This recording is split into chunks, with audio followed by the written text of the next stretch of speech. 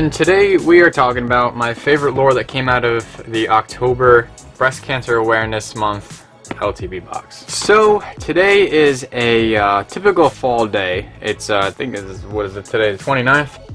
October 29th, fall day, pouring out. So I can't bring my big old camera out there to film some cool stuff. So I'm going to talk about my favorite bait that came in this month's Lucky Tackle box. That being the Excite XB1 Sqaurebill Crankbait. So during the fall, a lot of things die. The shad die. Personally, my lakes don't have shad, but for a lot of you guys still have shad. So the shad start dying when it starts cooling down. This is the perfect color. This is purple shad. This one that I got in here, purple sexy shad. So the bass are going to start going after the shad, feeding up for the winter.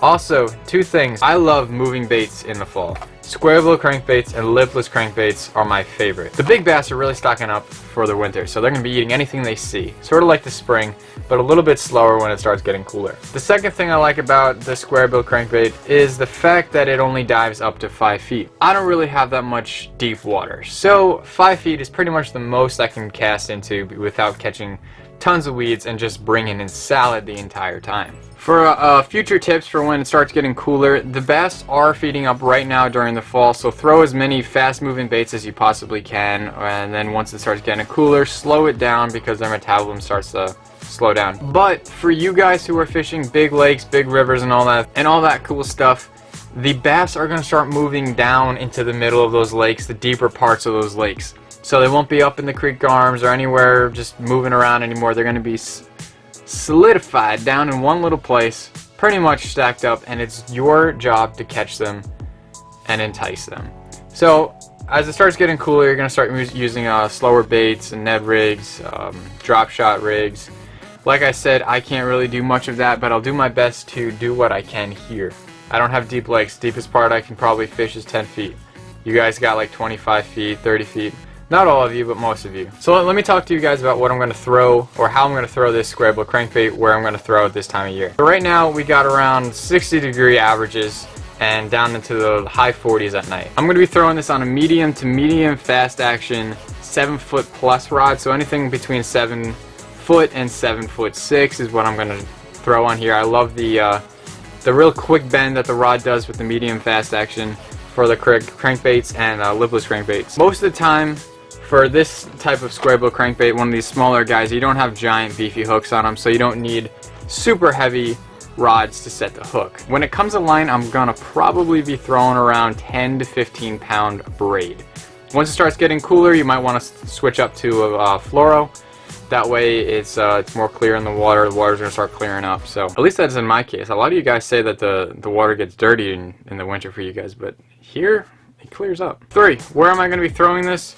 Right now I'm going to be throwing this in any high target areas, such as where the main lake or main creek, whatever you're fishing in, breaks off. That's where I'm going to be doing most of my casts, right at the points, first points, secondary points, main points. You know, basically anywhere that a fish can ambush is where I'm going to be throwing lipless crankbaits or Sqaurebill crankbaits in order to get that bite. Feel free to check out some more videos. I'm going to put them in the end of this video that relate to cool water crankbait fishing if you want to check those out, how I fish it, and I talk about what I do in those videos as well. And be sure to subscribe, guys. We're growing every single day, and we're just getting closer and closer to that 10,000 subscriber mark. Give this video a thumbs up, and I do have a giveaway in this video. Check it out. So I have a big old box full of fishing lures, and this is what the giveaway is going to be. I'm going to give you guys a look at it. Take a good look. All right. Guess how many, in the comments below, how many packages of lures there are inside this box. The person closest to it will win a Smooch and Release shirt and a Get Real Bass Fishing sticker, and I'll send you a few lures. So comment below this how many lures you think are in this box, how many packages, and then whoever's closest, you can go over, you can go under, whoever's closest will win what I just said. Alright, be sure you're subscribed too, because we're going to be doing a lot of this during the winter and in the future. If you're new, we do have a lot of new guys that just subscribed, so turn on that notification bell when you go to my channel. Hit that bell, or right underneath this video there might be a bell. Hit that. There should be 2 bars above it. It's just like a ringing sound effect. I don't know. Hit that, because that makes the notifications go on and you know when I post. So for the winner for the last giveaway, this is who won. So the winner of the giveaway from the last video, the 72-hour giveaway, is Albert Rogers. Congratulations, guys. Alright guys, thanks for watching. Stay real, smooch and release. Until next time, have fun fishing, and if you got a chance, hit me up on Instagram at GetRealBassFishing. I'll also put it right down here so it's not my handwriting, but I got some fun stories on there. Alright, see you later, guys.